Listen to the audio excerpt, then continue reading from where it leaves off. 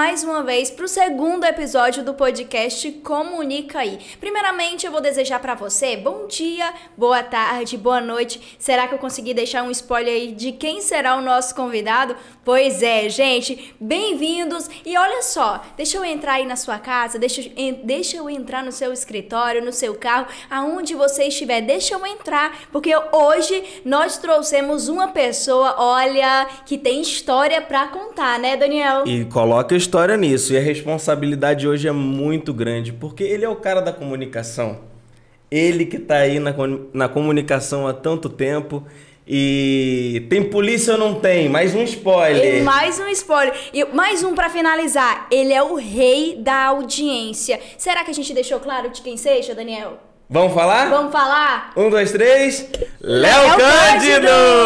Seja bem-vindo, Que hora que vai começar a gravar? Já começou?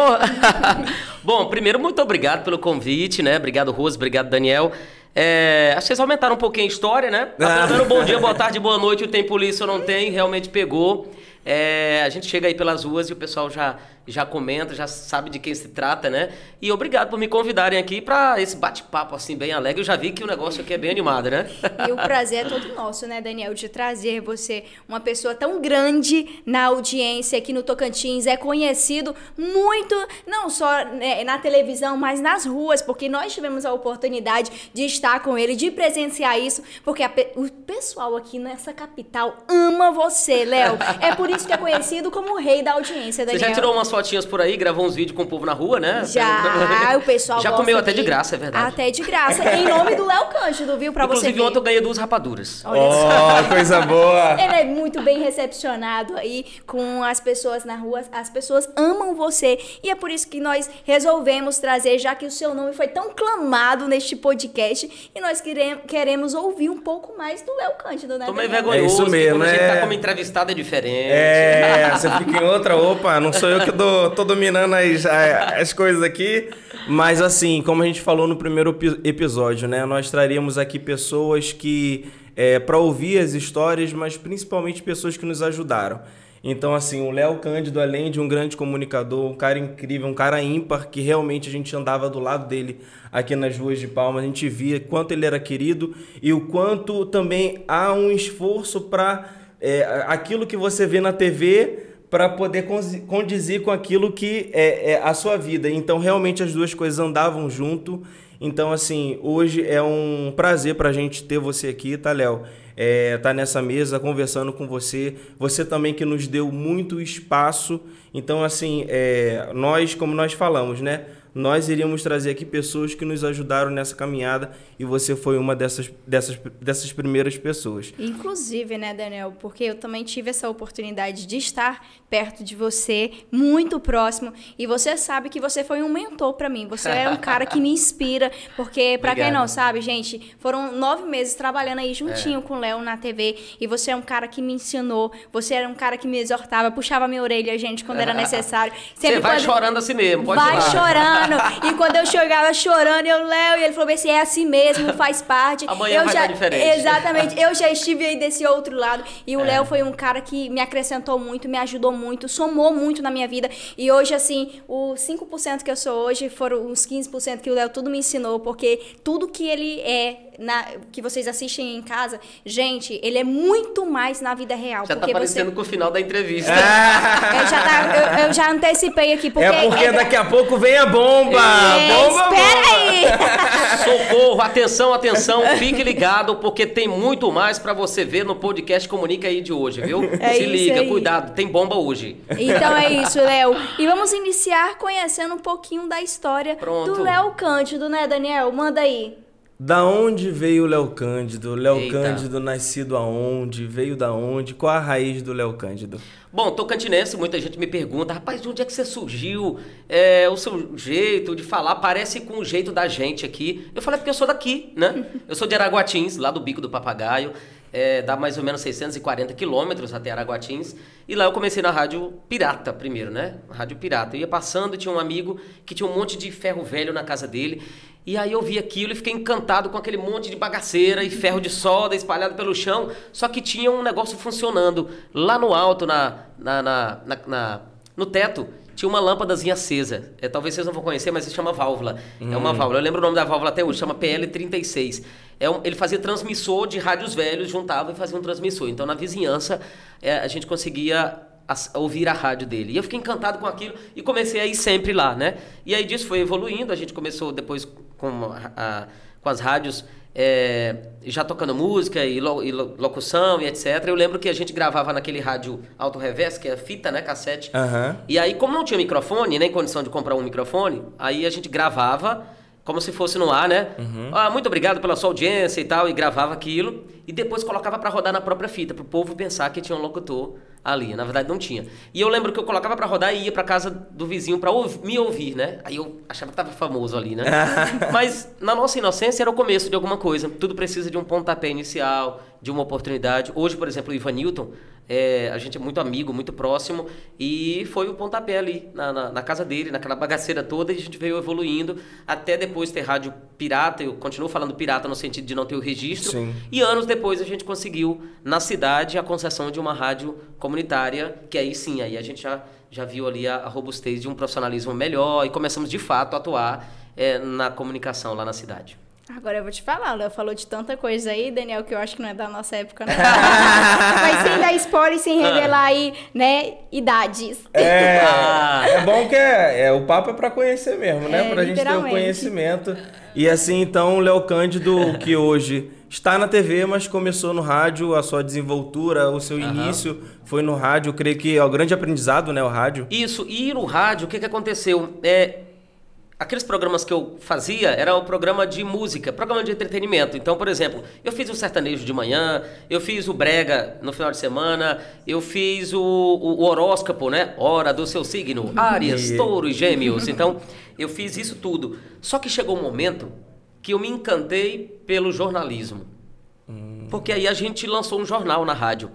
E aí eu lembro que eu ia no quartel da polícia pedir as ocorrências. E lá na época era escrito. Hoje a gente tem tudo no tablet, né, e tal.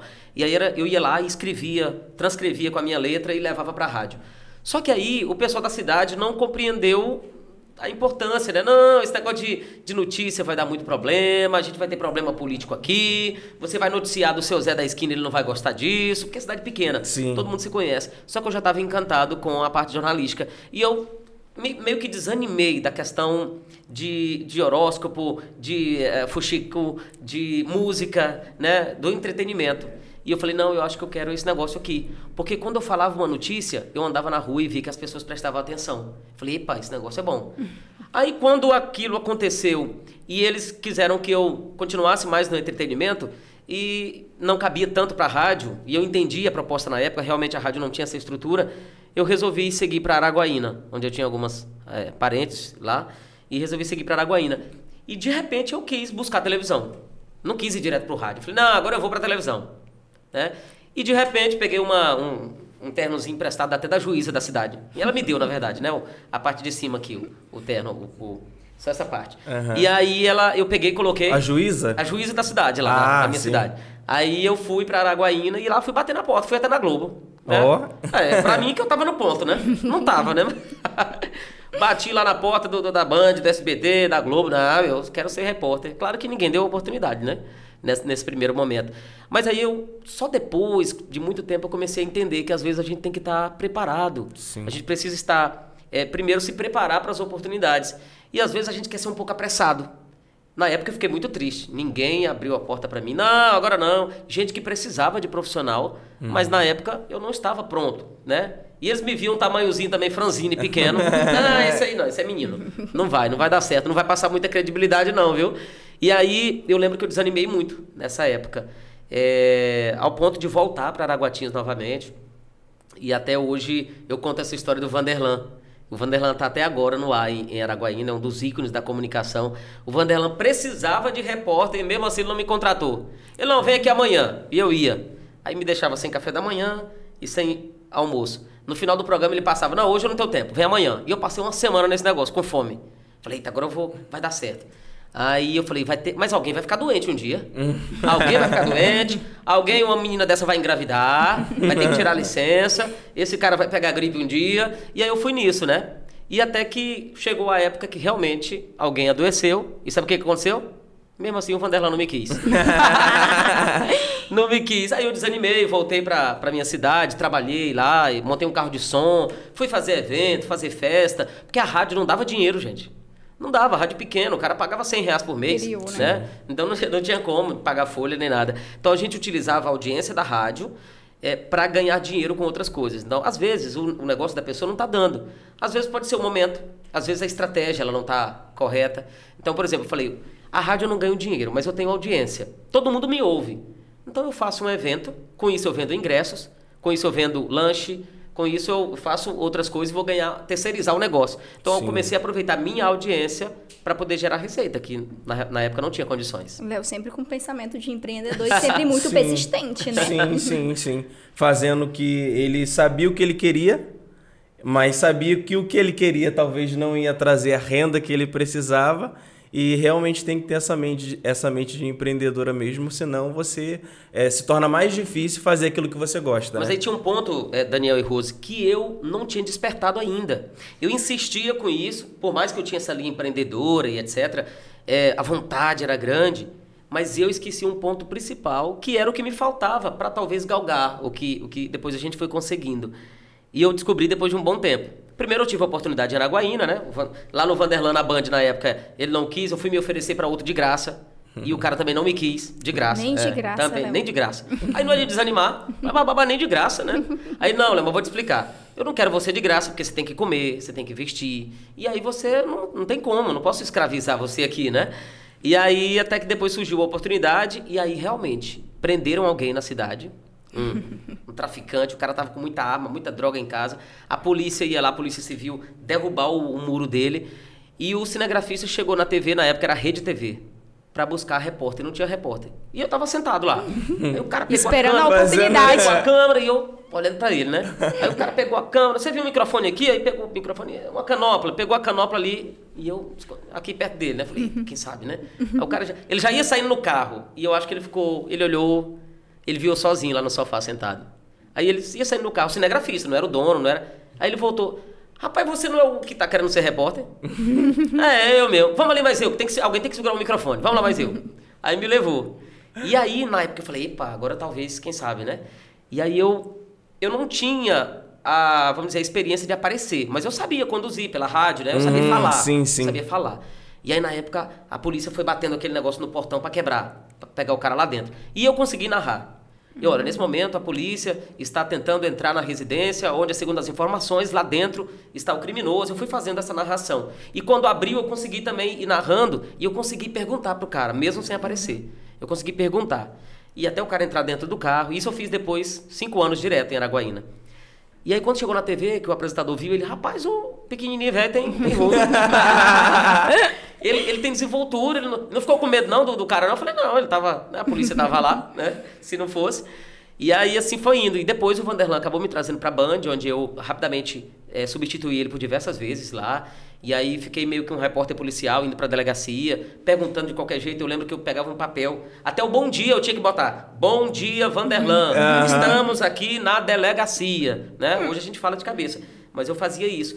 E realmente foi um desafio muito grande, só depois eu entendi. E aí, com o tempo, no Vanderlan, eu vim para Palmas, porque eu descobri uma coisa. Tudo que eu estava fazendo, eu tinha um impedimento. Qual era o impedimento? Educação. Né? Era estudar, era buscar realmente me tornar um profissional, era aprender. E isso, a labuta me ensinou muito. Os próprios presos falavam, tu não é jornalista, tu não é? Né? Tu é jornalista, tu é advogado, alguma coisa? Né? E aí eu comecei, rapaz, realmente é verdade. Eu tenho que buscar conhecimento. Licença, Léo, isso aí a gente está falando de quanto tempo atrás? Eu já tô com mais de 5 aqui e atuei uns 5 lá, então uns 10 anos mesmo. 10 anos. 10 anos aí. 10 anos atrás. Porque eu já fiz a faculdade também, né? Então eu resolvi me inscrever, eu tinha um negócio de... Eu tava parado no 2º grau, que eu larguei também por causa dessas coisas todas, de querer ganhar dinheiro, querer atropelar tudo. E aí larguei, fiquei no 2º ano, aí eu fiz aquele Enseja. Terminei, eu acho que essa eu não contei ainda pra ninguém. Aí eu fiz pelo Enseja, que é como uma espécie de Enem, um provão. Sim. Aí eu passei o 3º ano, consegui sair do ensino médio, né? Porque eu não conseguia mais ir pra escola. E aí consegui, então, o diploma do ensino médio. E aí o Enem, que eu não dava muita atenção também. Os amigos, já tinha amigos que viraram professores e tal. Aí fiz o Enem pra jornalismo. E aí acabei passando, nem eu acreditei, né? eu consegui a vaga. Só que na época eu estava tão no trabalho que eu não quis vir, porque a vaga era em Palmas. E aí eu falei, não vou não largar o emprego, né? Já estava trabalhando e tudo. Nem precisa de diploma para ser jornalista, né? Aí todos os amigos, rapaz, tu já tá trabalhando, já tá ganhando teu dinheiro, já mexeu com esse negócio de diploma para quê? Não precisa mais não, o Supremo já decidiu que não precisa. Aí lá vai eu falei, deixa eu olhar os empregos bons de jornalista. Aí eu fui olhar, concurso, agora mesmo tem concurso aberto aqui. Concursos, todos os concursos pediam um diploma. Eu falei, mas como é que é? Diz que não precisa de diploma e todos os concursos estão precisando de diploma aqui. Falei, então os empregos bons precisam de diploma, de um diploma. E aí o que acontece? Mas eu não vim, fiquei com medo de vir para Palmas. Emprego, né? Um monte de coisa, família, já tinha construído família, já tinha um filho e tal. E aí o que aconteceu? Eu larguei de mão. 6 meses depois eu estava um pouco arrependido. Falei, olha, já era para mim estar no segundo período. Aí eu falei, vem cá, eu vou agora cadastrar de novo a nota, que o Enem deixa a gente cadastrar de novo. Cadastrei a nota. Não passei mais. Aí eu falei, pronto, agora tá tudo acabado mesmo, já posso largar de mão. Comecei letras lá, em Araguaína, mas desanimado. Letras era o que mais aproximava de jornalismo. E aí, desanimado, fiz 2 períodos de letras, aí fui para marketing. Aí marketing eu concluí lá mesmo, mas sempre com jornalismo. Aí a nota não deu. Só que aí a UFT nessa época teve muita vacância. E eles chamaram até a 14ª chamada de espera, só pra vocês verem. Aí me chama lá no final, no rabo da fila. Falei, rapaz, agora eu vou, né? Só que eu sempre fiz jornalismo também fazendo muito network, conhecendo muitas pessoas. Sim. E aí eu já conhecia muita gente. Eu falei, agora eu vou galgar um trabalhozinho lá em Palmas e tal. E aí falei com um amigo que era deputado estadual. E eu já vim com esse emprego garantido, me matriculei. Não quis mexer com televisão. Eu falei, Deus me livre, não vou mexer com televisão enquanto eu não formar, porque eu sabia que eu não ia conseguir estudar. Né? Sim. Principalmente na UFT, eu falei, política, televisão, tudo isso eu vou largar de mão. Eu vou só para a UFT, como no RU, volto para casa, se eu puder puxar uma matéria de noite eu puxo também. E pronto, vou sofrer logo completo, porque eu entendi que a educação, eu precisava desse período. Mas enquanto eu estava, Rose, fazendo evento, fazendo um monte de coisa ao mesmo tempo, eu não ia conseguir estudar. E aí eu tive que parar. Por isso é importante, às vezes, você repensar o que você está fazendo na vida, qual que é o momento, o que você quer para o futuro e o que você está buscando. O que você está fazendo para garantir isso amanhã? Saindo da faculdade, 4 anos depois, que eu consegui formar dentro do tempo, né? Um pouquinho antes, eu já fui direto para o SBT. Que aí é uma nova história já aqui em Palmas. Caramba! E detalhe, né? Começou as histórias aí terminou a faculdade, veio para Palmas. Mas aí, gente, tem mais histórias, porque você foi para SBT, você depois foi para outra emissora e agora retornou para o SBT. Agora a gente quer começar tudo do início. Vamos lá. A sua chegada em Palmas... Essa pergunta que daí é a primeira. E a sua chegada em Palmas, que você formou e foi para o SBT. Conta aí pra gente como que foi. Eu fiz um trabalho, o meu TCC, eu fiz uma grande reportagem. E aí eu escolhi fazer na Capadócia. Um setor que muita gente aqui não conhece, é um braço lá do setor Taquari, onde já melhorou muito lá, né? Mas já tem uma parte que está asfaltada, a água já chegou, tem energia em vários lugares já, a pública ainda não, mas já tem na casa da pessoa. Mas na época era muita gambiarra, não tinha água e era um problema sério lá na Capadócia.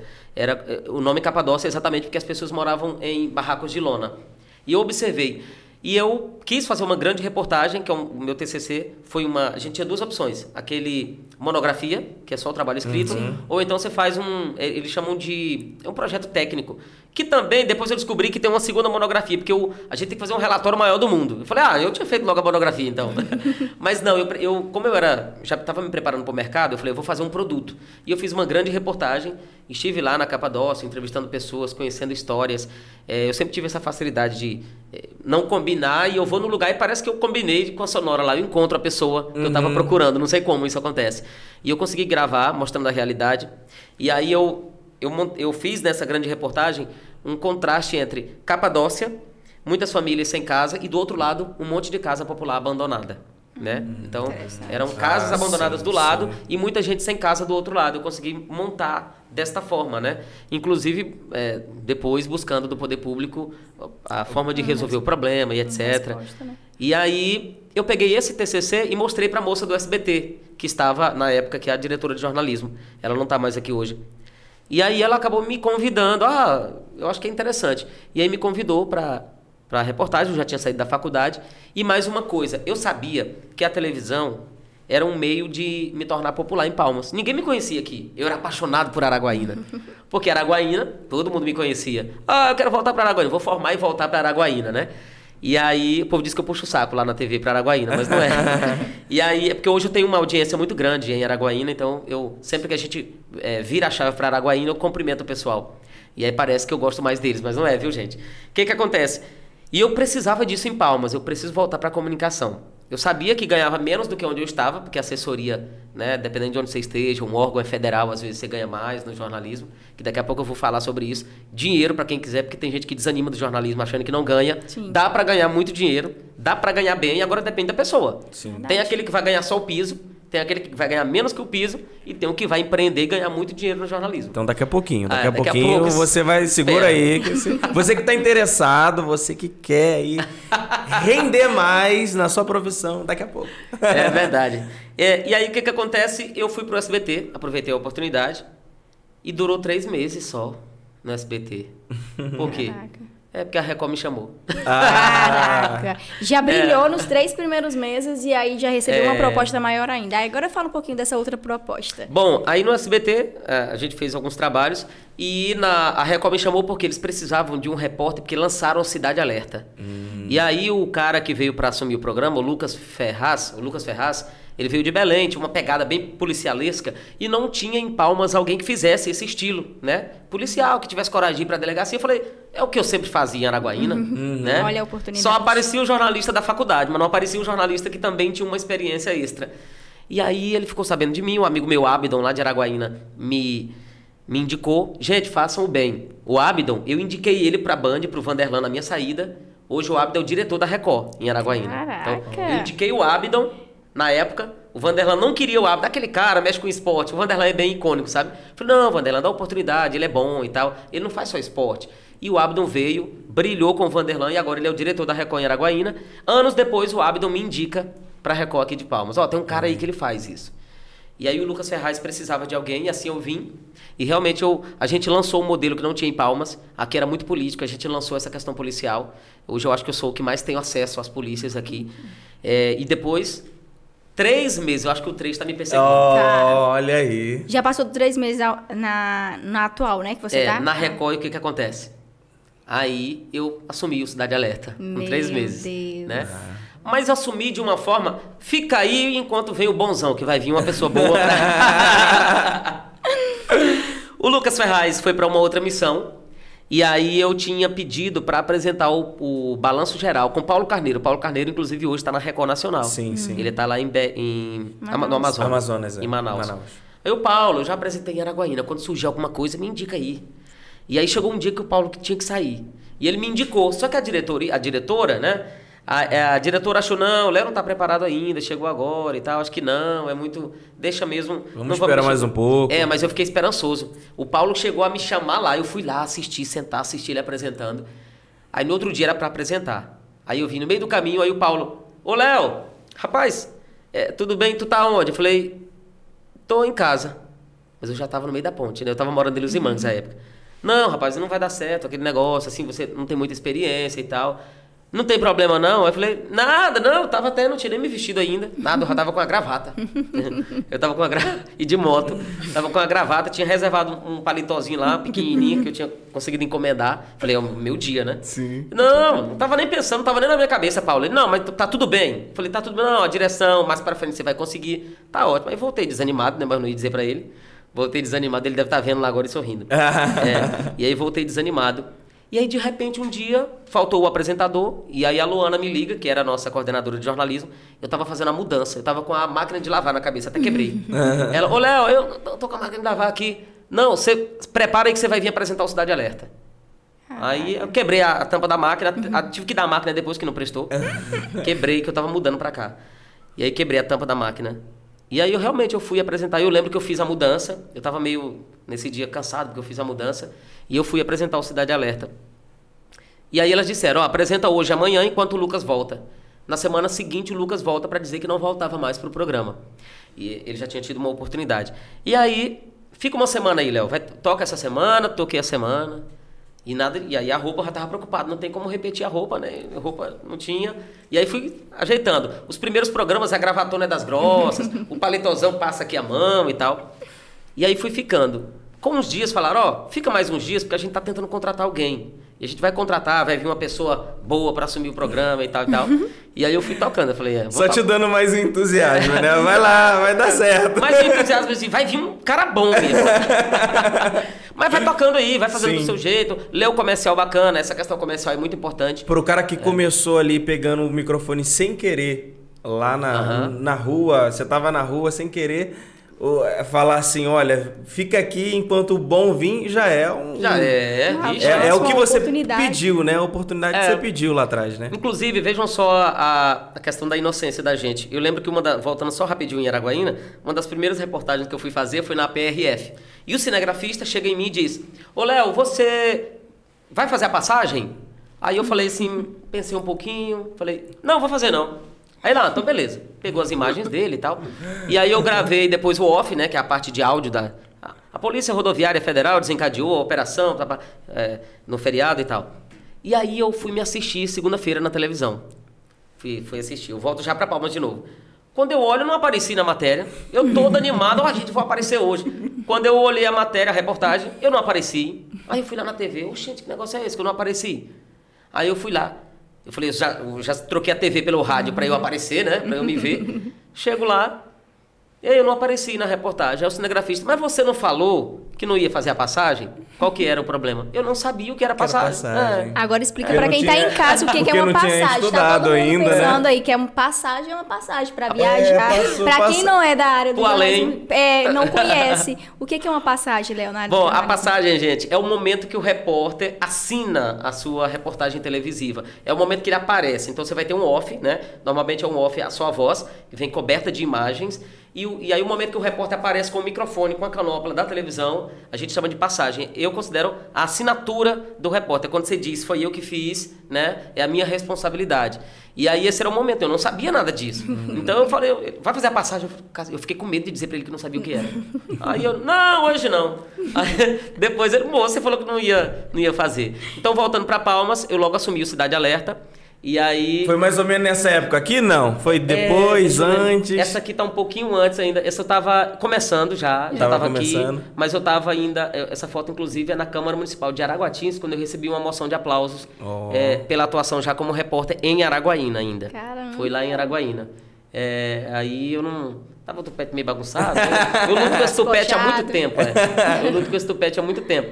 E nessa época eu recebi essa moção de aplausos, mesmo sendo ainda o início, mas olha só, Daniel, para minha cidade, que é muito pequena e que a gente não tem praticamente nada, e de onde eu vim também sem ter nada que eu digo de até financeiro mesmo, né? Sim. Uma família muito humilde, sem pai, meu pai morreu, eu era muito jovem, e aí a minha mãe sozinha fazendo espetinho para vender na rua, eu vendi geladinho, fiz um monte de coisa.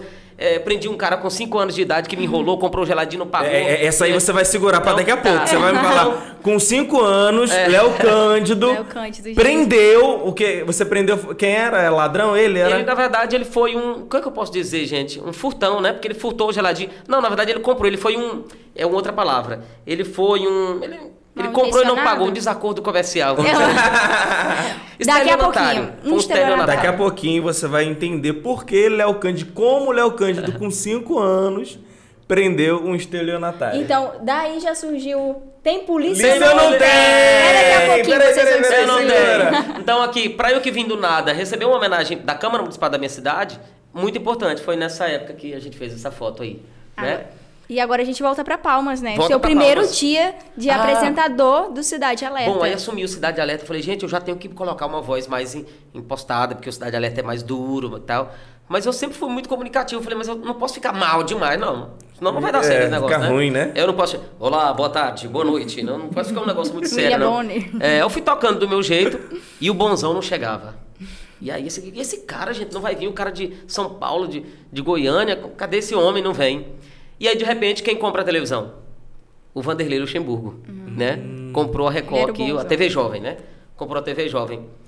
E aí o Luxemburgo vem no programa. E aí, quando o Luxemburgo vem, eu já estava mais ou menos com No primeiro tinha 3 meses, deu uma pressão. Não, vai ficando que tá vindo agora. Mas eu desconfiei de um negócio. E a gente precisa desconfiar das coisas. Que o bonzão, no final de tudo... Eu falei, rapaz, se fosse tão ruim, esse povo já tinha me tirado. Não é? Foi passando o verdade. tempo. E sabe né? uma coisa importante? O financeiro. A gente começou a aumentar a quantidade de parceiros no programa. Normalmente, quando troca apresentador, corre um grande risco de sair o empresário, sair também do patrocínio. Sim. E a gente não tirou.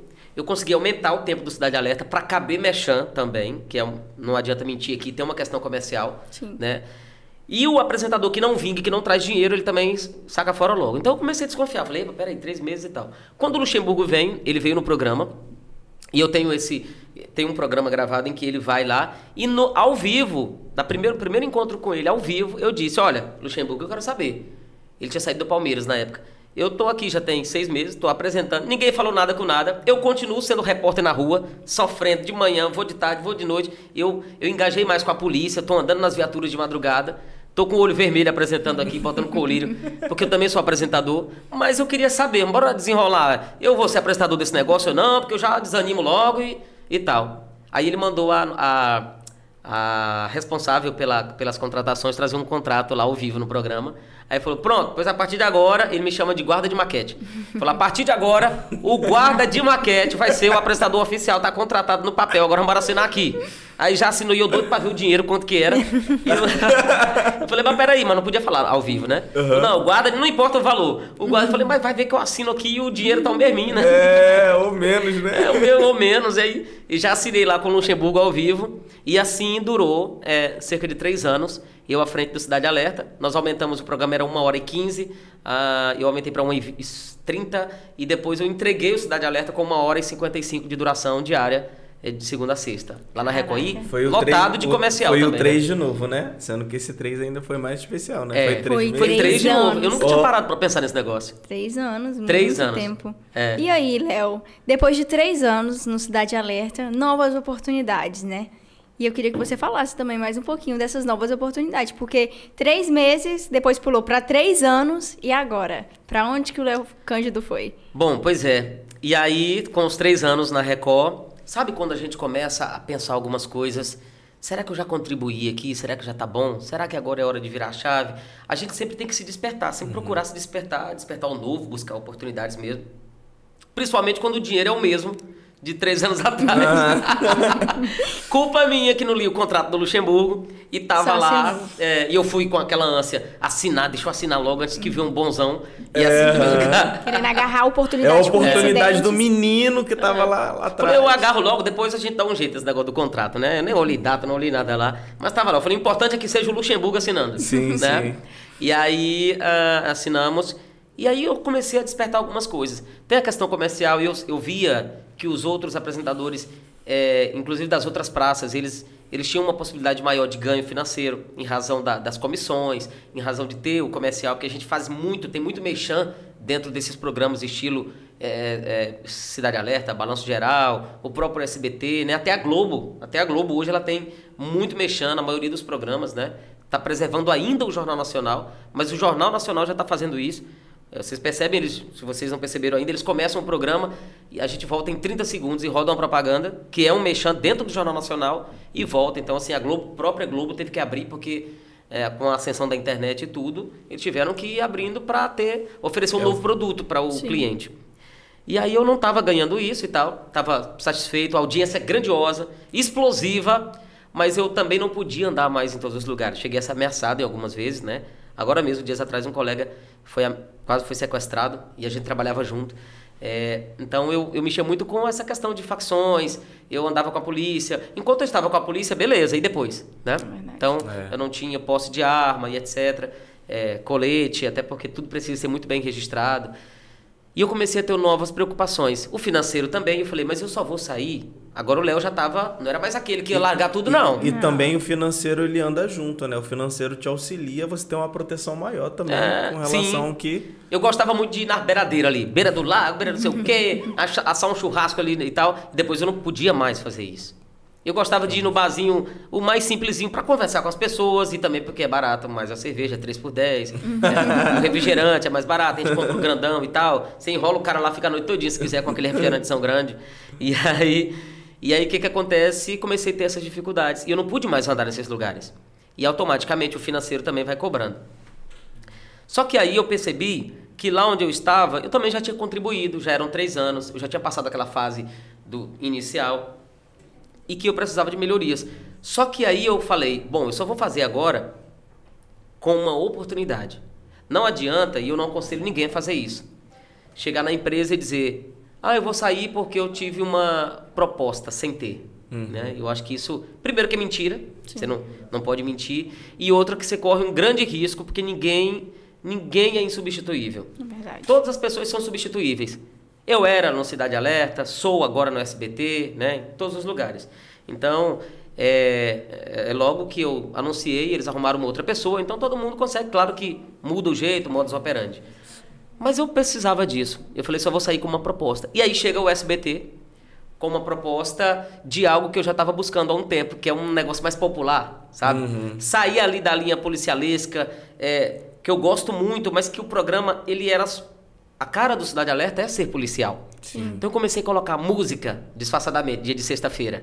Mas não era a cara do programa. Eu tive uns probleminhas lá. Olha, não é música em alerta, é Cidade Alerta.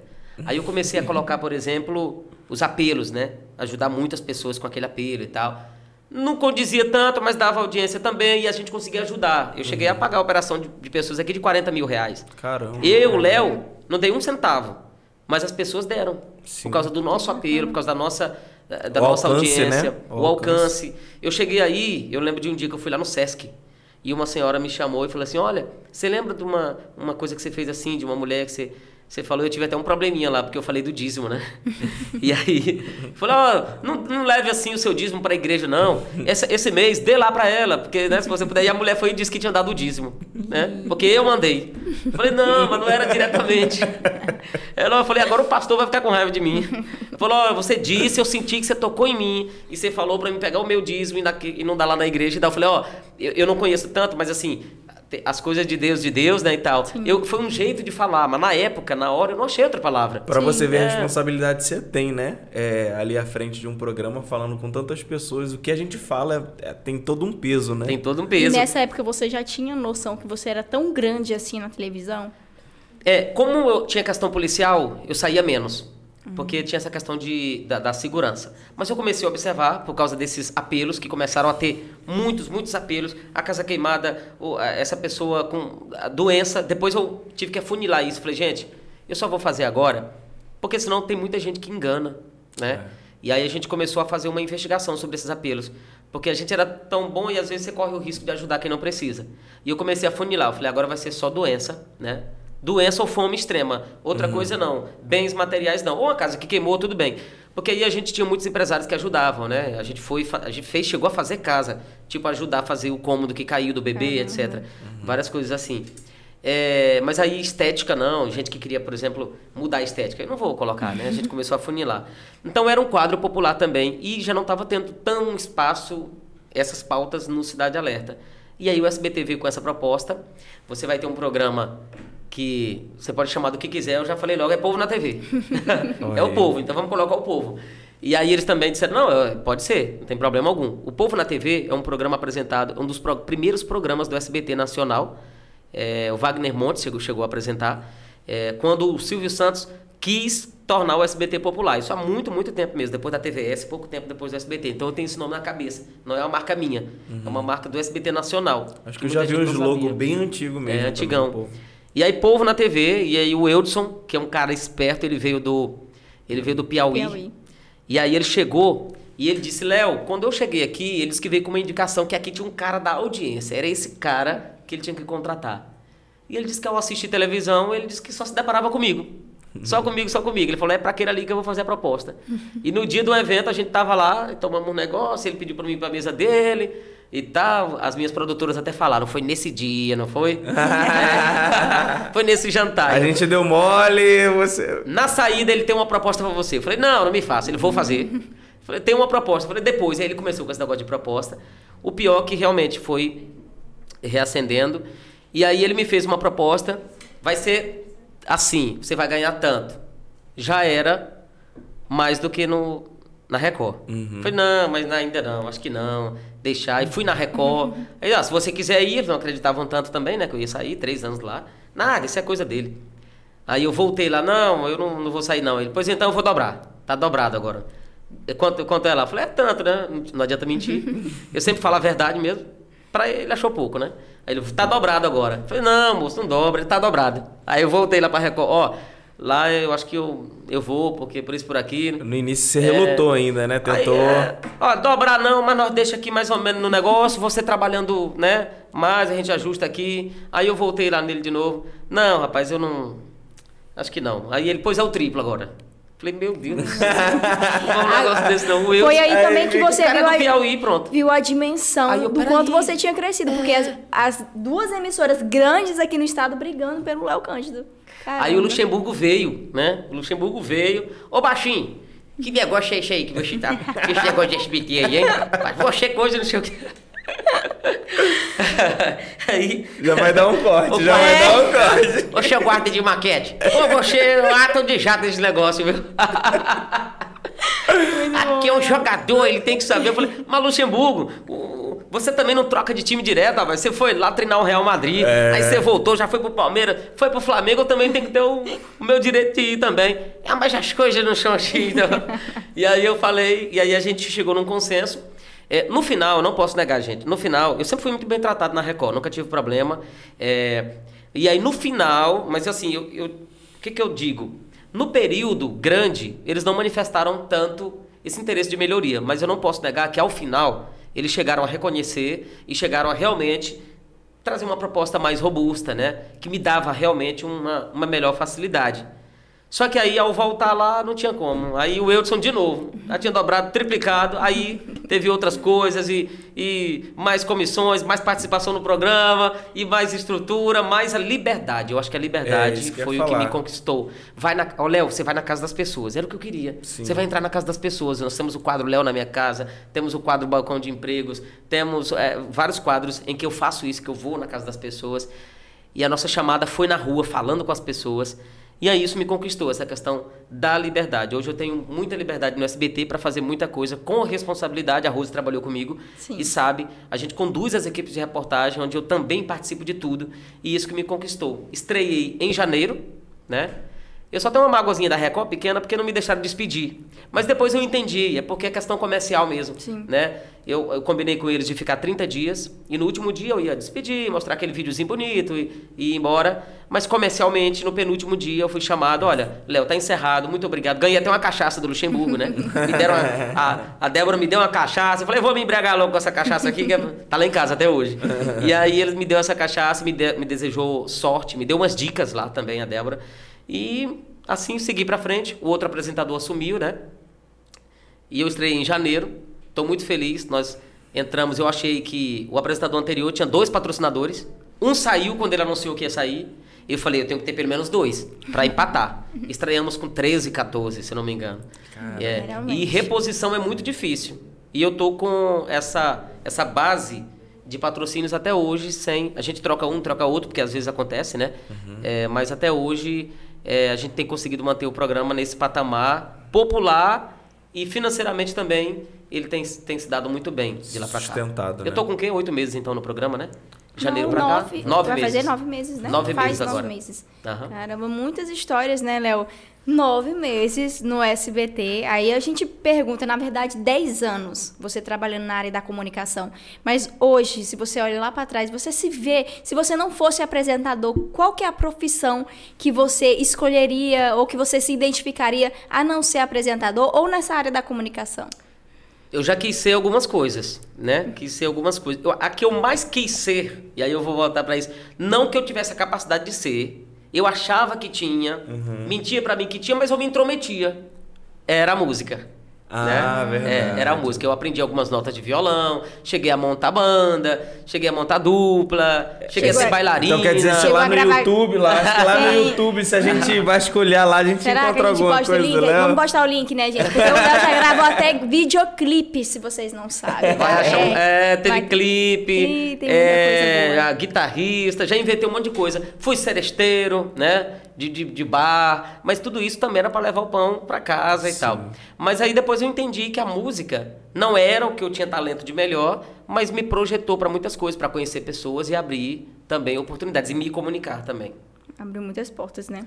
E você, Léo, como um apresentador, como você sempre teve esse sonho, você se espelhou em alguém? Você se inspirou em alguém? Às vezes a gente fala de pessoas até na TV, mas como você falou, né?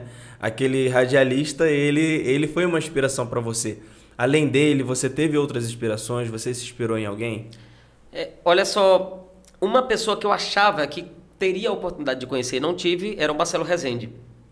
Eu olhava as reportagens e via que ele não era um jornalista que tinha, vamos dizer aqui, um potencial de voz, mas ele sacava muitas coisas, ele desenhava muito bem o off, a forma de falar do assunto. Eu lembro, por exemplo, de uma grande reportagem dele, que ele falava assim, ele precisava mostrar as fazendas de um determinado pastor, demonstrar que esse pastor tinha muita coisa. E ele começava, acho que eu vou lembrar, ele falava assim, terras a perder de vista, boiada, e ele ia fazendo isso, né? E eu escutando esse off, até ele chegar no assunto. Então eu via que ele tinha todo um enredo até ele chegar no assunto para mostrar a grandiosidade. Então eu pensava que eu conheceria o Marcelo Rezende. Eu achava que quando ele me visse, e aí tinha aquela história do Bate, o pequeno... Sim. Como é que chamava o Bate? Era o Menino de Ouro, né? Menino de Ouro. Ele deu oportunidade para tantos outros que hoje estão. Foi ele que levou. E eu falava, quando ele me vê e a gente fizer alguma coisa juntos, vai ser aí o negócio. E aí, infelizmente, acabou morrendo, mas eu admiro muito, hoje vivo o Cabrini, a forma que o Cabrini constrói também os enredos, e aí eu fui descobrindo algumas coisas. Por exemplo, o Cabrini, para ele entrevistar uma pessoa, para ele montar normalmente a reportagem é bem grande, são reportagens especiais, ele entrevista você 3 vezes, para ver se tem contradição, e ele vai usando os pedaços dessa entrevista para montar uma única matéria. Então eu vejo isso é muito estrategista da parte do Cabrini. Eu acho que seriam esses dois, se eu tivesse que falar de profissional na área. Legal, Falando legal. de pessoas que inspiram, né? Que pessoas também que fazem partes da sua história.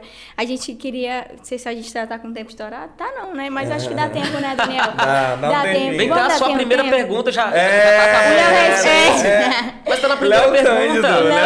Léo Cândido sendo Léo Cândido, gente. O rei da audiência e o rei das histórias. Porque né? assim, ele todos os dias ele faz um programa de 1h45 minutos. 1 hora, gente, de podcast, isso aqui não é nada pra ele, não é nada. Eu achei que não ia dar conta. É muita história, muita coisa. E falando de história, nós queríamos trazer uma história de alguém, né? De uma pessoa. E a gente queria saber, porque assim, você contou muitas histórias durante toda a sua vida, mas a gente queria saber qual que é a participação desta pessoa na sua vida. Vamos lá. Eu sei que é uma coisa muito delicada. Eu sei que é algo muito delicado, até do que ela tá passando, né, no momento, tá se recuperando. Mas assim, a gente não pode deixar de falar da sua raiz, da onde você veio, dos seus princípios. Eu sei que todo o teu sucesso, ele tem uma base, né? E a gente vê que você se inspira muito nessa mulher. A gente queria que você falasse... Principalmente que eu não vou conseguir mais falar agora. Já tô gripado aqui agora. Foi só um cisco, eu tenho que sorrir pra disfarçar agora. Mas é porque eu já chorei muito essa semana, né? E agora eu vou chorar de novo. Você esqueceu de trazer o lenço, né? Aí... Tem o lencinho aí que eu vi. Mas a alegria vem ao amanhecer, né? Legal. O que acontece? A minha mãe tá com 71 anos agora e ela sempre foi a incentivadora. E aí, tirando Cabrini, eu falei do lado profissional, o Cabrini, o Marcelo Rezende, mas aí eu digo que essa aqui foi a grande inspiradora. Porque eu já não tinha um pai, né? E aí eu lembro, e tem uma coisa, rapaz... Eu volto a dizer, a gente sempre tem que pensar na dificuldade, imaginando que vai ter coisas melhores depois. E aí a minha mãe, ela vendia comida lá na cidade. Primeiro ela me colocou para vender o geladinho. E quando eu prendi o homem com 5 anos, 6 anos de idade, ela estava me vigiando lá. E aí eu não queria que ela me vigiasse, mas ela ia dar pra uma criança de 6 anos uma caixinha de geladinho, não ia vigiar o menino, né? Eu queria, mãe, eu quero vender, que eu vi meus irmãos vendendo, eu quero vender. E ela me incentivava, vou incentivar ele, vou colocar, mas vou ficar de olho, coisa de mãe. E aí eu lembro de uma vez, e é uma das coisas que emociona, eu tava com esse negócio de música. E eu lembro que eu fui cantar uma vez com a dupla minha, nós fomos cantar em meio que um restaurante, era um balneário. E aí a minha mãe, a gente tava tão necessitado assim de coisas, e ela fazia de tudo para tentar ganhar o dinheiro, e ela é uma das cozinheiras, né? E aí nessa época, eu me senti um pouco, vamos dizer assim, eu estava ali vangloriado, a galera toda, a gente cantando, e a minha mãe era como se fosse a menor dali, né? Que estava cozinhando para todo mundo, e eu não me senti muito bem nessa época, né? Eu não me senti muito bem, então eu comecei a ver o esforço que ela tinha para que eu estivesse ali, mas ela estava lá, ó, de olho, fazendo a comida pro pessoal, como cozinheira, ganhando pouquinho, né? Uma diarinha menor, talvez o que o pessoal colocou para mim, ele era mais do que o que ela ia ganhar durante todo o dia, e eu lá, meio que um astrozinho, né? E ela tava cozinhando e de olho no filho, né? Que tava lá e tal, é meu filho que tá lá. Então mãe tem dessas coisas. E aí depois, tem vários episódios, eu lembro a gente indo pro clube, já numa situação em que ela não tinha mais a barraca, e a gente tinha que empurrar, tipo um carrinho de mão. Sim. Né? E o carrinho de mão dela tinha dois negócios. Então, quando você puxava, parecia que você era o burro. Entendeu? E a minha mãe ia pra festa e tinha uma subida para poder levar o carrinho de espetinho para vender. E os irmãos vão saindo para trabalhar e vai ficando os mais jovens. E volta e meia e aí eu lembro que às vezes a gente tinha vergonha de puxar o carro. Sim. Por causa das meninas, né? Sim. Já olhando, a gente vai e volta na história, né? Sim. Volta pro Léo jornalista, volta pro antigo. E aí eu lembro que a gente tinha às vezes vergonha. E hoje eu me arrependo de ter tido vergonha, porque era um trabalho bem justo. E que ela se esforçava muito para ir lá vender aquele espetinho. E às vezes a gente, por ser jovenzinho, tá ali na puberdade. Sim, sim. E aí eu levava, empurrava o carro e ficava por ali. E aí não via que naquele momento era um esforço grande dela. E ela sempre me incentivou. Então eu lembro que um dia eu fui num festival de música, na época da música, que depois me projetou para comunicação. E aí ela fazia um monte de coisinha ali para conseguir a passagem para mim, para eu ir. Não, mas meu filho tem que ir, tem que colocar uma camisa diferente e tal. E eu ia. E eu lembro que um dia eu cheguei com um violão que eu ganhei. Ganhei o violão, ganhei o festival de música, né? E aí eu lembro da felicidade dela nisso. Então ela sempre me incentivou. E até minha saída de Araguatins para Araguaína, para Palmas, mesmo distante dela. E aí essa semana eu me emocionei muito, porque ela realmente está bem debilitada, doente. E aí eu consegui, essa semana, falar com ela. E depois que eu falei com ela, a saturação dela baixou muito, né? Foi um dia que eu estava bem triste essa semana. Mas aí ontem eu recebi já a ligação de que ela recebeu alta, né? É uma doença que a gente vai precisar controlar. Mas foi uma semana bastante difícil, por saber que é uma grande incentivadora. E eu não quero... Por mais que eu já consegui coisas assim, mas eu acho que a gente tem muito mais a conseguir. Eu queria mostrar para ela. Eu queria mostrar para ela ainda outros ganhos, outras, vamos dizer aqui, conquistas minhas, e que ela possa ainda alcançar, ver isso. Eu sei que ela já está com 70 e poucos anos, né? A gente não tem mais tanto tempo, então eu queria tentar dar mais conquistas para ela viva. Então isso me preocupou muito essa semana. Mas acredito que a gente agora vai ter momentos de alegria aí. E ela merece muito assim, meus aplausos, porque talvez se não fossem esses incentivos, se não fosse essa luta dela, se não fosse talvez essa cozinha que ela trabalhou, ou esse espetinho que ela vendeu na festa, né? E outras coisas que eu nem sei, que a criança às vezes não vê, que ela deve ter feito escondido da gente, né? Tipo não comer e deixar os filhos comer e dizer que tá sem fome, isso é só mentira de mãe, né? E mãe faz isso mesmo. Sim. E essa aqui, a dona Raimunda, ela fez muito isso por mim. Chegar a mentir, de dizer que estava sem fome, porque estava com fome, mas preferia que a gente comesse. Então, eu ainda quero ter muito ela para essas conquistas. Por isso agora é alegria mesmo, então, momento. Mas eu acredito que a dona Raimunda hoje tem muito orgulho, né?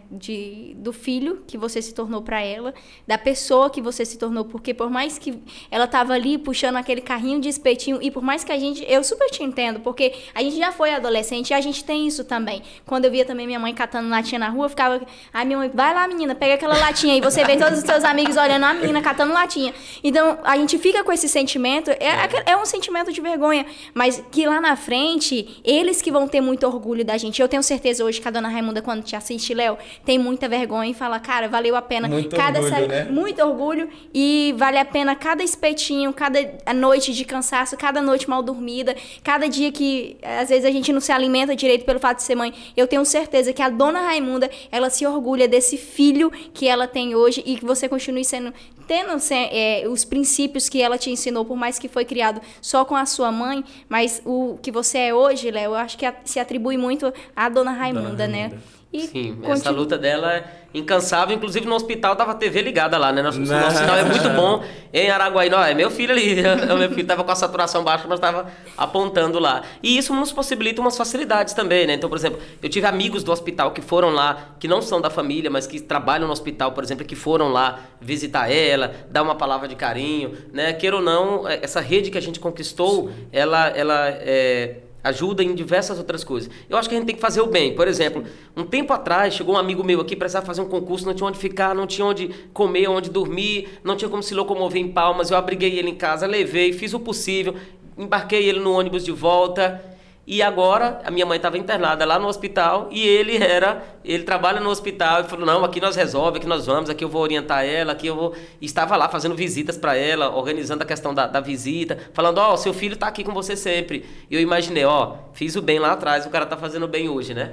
Então, assim, eu acho que é uma grande sacada, é a gente sempre pensar no futuro e pensar que o que a gente está fazendo hoje pode ter frutos amanhã. Se for ruim, também vai ter. Eu, de vez em quando alguém me olha, o cara fica me olhando, eu falei, eita, será que eu já fiz uma reportagem com ele? Aquelas pesadas. Aí quando ele me aborda, rapaz, você já me ajudou, você nem sabe, você fez isso e aquilo. Aí eu acalmo o coração, ainda bem, é coisa boa. Essa plantação foi boa, né, Léo? Uhum. Mas continuando falando de histórias, Léo, a gente sabe o papel que a Dona Raimunda teve imenso na sua vida, gigante. E a gente queria saber, e o papel dessa outra mulher aqui? Cadê? Dessa pessoa. E dessas duas crianças lindas. Eu tô recebendo 2 beijos ali, 2 beijos. Você acha que eu não sou guloso? E a gente queria saber um pouquinho, né, o que essa família, né, a Betânia, o Lorenzo e o Luan. O que eles significam pra você, né? Pois é, olha só, os meus 2 filhos, eu acho que você parece mais sempre com a mãe, né? Mas olha só o que acontece. Isso de fisionomia. Mas eu acho que o Luan, ele já tem mais o jeito da Betânia, né? Mais recatado ali e tal. E o Lorenzo, não sei se é pela idade, 2 anos, não sei se é pela idade, mas esse tá traquina, viu? Mas ele pega microfone, ele faz essas coisas, quebra também, né? O som, pai, som. Então ele fala muito em som, é ligado no avião que passa, é diferente. O Luan não importa muito, é mais outra vibe lá, né? Vocês só têm um filho, quando vocês tiverem 2, vocês vão poder fazer essa comparaçãozinha. Então eu considero hoje que, de gênero, de jeito, o Lorenzo seria mais pra mim, o Luan mais pra Betânia. A Betânia é lá de Araguatins também, né? Então, assim, a gente se conheceu ali bem na juventude mesmo e tal. E, assim, uma longa história. Essas 2 crianças, a gente só tinha um Luan no início, a gente demorou a querer ter um filho e acabou vindo depois o Lorenzo, mas que, apesar dessa danadeza toda, assim, conquistou muito a gente e eu tô muito feliz, porque eu queria uma menina, mas não deu, né? Na época... A gente fez como é que chama aquele revelação? Chá de revelação. É a revelação. Vou contar um negócio aqui, né? E depois o Lorenzo vai ver no futuro. Deu chá revelação, aí saiu o negócio azul. Eita, aí a gente ficou meio desanimado. Falei, corta um pouquinho. Não, cara, já tá saindo o azul. Falei, corta só o negócio pra gente fazer um remendo, pra poder dar mais uma alegria e tal. Mas era coisa do momento, porque a gente pensava que era menino, né? E acabou lá. Expectativa, né? Era menino e veio o menino, mas assim, veio um menino que eu vejo que é o meu jeito. Não parece comigo, se você olhar, não é filho do Léo, não. Mas o jeito é todo meu. São 3 pessoas muito importantes que fazem parte dessa trajetória. E assim, a Betânia, apesar de ser de um outro mundo, o mundo dela é meio diferente do meu aqui, mas às vezes tem essa questão de atrito, de não entender o lado do outro, né? Mas relacionamentos têm essas coisas, tem todo tipo de problema. E o importante é vocês seguindo. Eu tenho vocês aqui, o casalzinho. Mas vocês têm problema, não tem? Tem. Com certeza. Já teve vontade de um dia largar a panela na cabeça do Daniel? Já cheguei a arrumar até a mochila e falar que ia embora. Vai embora. Vou embora. Não vai não. Ele não vai não, né? Mas família é um bem muito precioso. Esse momento, acho que era aniversário dela, inclusive, né? Sim. Tá ali, não, você deu um presente pra ela ali atrás. Eu dei um presente depois que eu vim pro SBT, viu? Olha. O presente, eu tava entregando esse presente mesmo. Lá na outra, agora não vou falar não, lá na outra talvez eu não daria conta. No SBT eu já consegui dar um carro, então facilitou. Léo, olha, 1 hora foi pouco pra gente aqui. Tem muitas perguntas, mas a gente deixa para um pod. Acho que vocês não fizeram nada. Não, só a primeira. Deixa para um próximo pod.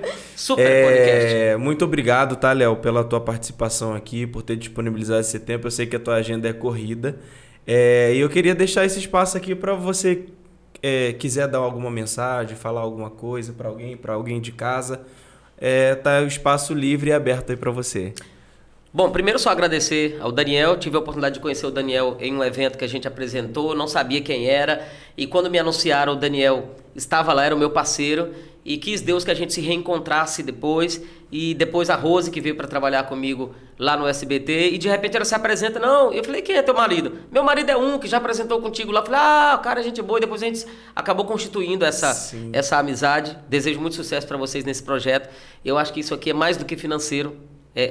A gente projetar histórias de superação, né? Conhecer. Isso aqui, gente, fica para a história, né? Isso fica para a história. Anos depois, a gente vai ter esse momento aqui para poder voltar ao tempo e ver as nossas histórias, que eu acho que a gente pode construir muito mais. Então, desejo sucesso para vocês nesse e nos outros projetos que eu sei que vocês têm. Muito obrigado. Queria agradecer o carinho do pessoal de casa e tenho que vender meu peixe. De segunda a sexta, eu tô no SBT, às 11h30 da manhã, com o Povo na TV. Se você quiser que eu vá na sua casa, você me chama que eu vou. Eu não vou de mão abanando. Vai não. Eu levo arroz, eu levo feijão e levo dinheiro. Mas o café eu não levo, porque eu não vou esquentar minha mão e me queimar, né? Estão me dando até negócio de cana já, o caldo de cana. Bom, obrigado. Então, todo dia de segunda a sexta-feira no SBT, você é o nosso convidado especial a curtir o Povo na TV no SBT comigo, Léo Cândido. E na outra a gente encontra outras coisas que tem aí pra mostrar. E, gente, se tem uma coisa que... Por isso que eu falei, 1 hora é muito pouco pra poder compartilhar com vocês que tá em casa, o rei da audiência. Mas pra gente finalizar aqui, Léo, o podcast Comunica Aí, com sucesso, nós não poderíamos deixar de falar do nosso parceiro Salgadinhos. Que delícia! Já pode? Esse o Léo nem conhece, né? Esse Léo não conhece. Claro, eu não vou mexer nesse, que esse é o que eu vou levar. Leva pros meninos. Salgadinhos, que delícia, gente. Olha, pra você que vai fazer a sua festa e tá precisando aí fazer aquela festa com salgadinhos, bolos, gente, até docinho, lá tem uma festa completa, é o kit completo. O Léo já conhece, porque o Léo gosta do que é bom, né, Léo? Pode falar com a boca cheia, né? Pode. E o Salgadinhos, que delícia, é um dos nossos parceiros e é claro que a gente não poderia de falar das unidades. Tem Taquaralto, 504 Sul e 104 Sul. Vocês podem também pedir aí através dos aplicativos, né? Do Tô no Lucro e do WhatsApp. Enquanto eu vou comendo. Daniel, quando vai comendo aqui. Ele virou caneta azul agora, velho. É quase isso. Então é isso, gente. Salgadinhos, que delícias. Aqui você faz a festa e é o nosso parceiro aqui oficial do podcast Comunica Aí. Vamos finalizar agora o podcast com sucesso, né, Daniel? Léo Cândido, muito obrigado pela participação, pela presença. Você sabe que sempre você será bem-vindo aqui. E esse segundo episódio não poderia ser com outra pessoa, a não ser você, que também acreditou na gente, abriu as portas. E você, esse cara que faz parte da nossa vida, da nossa história também. Muito obrigado. E fique aí o Léo Cândido no podcast, Daniel. Comunica Aí!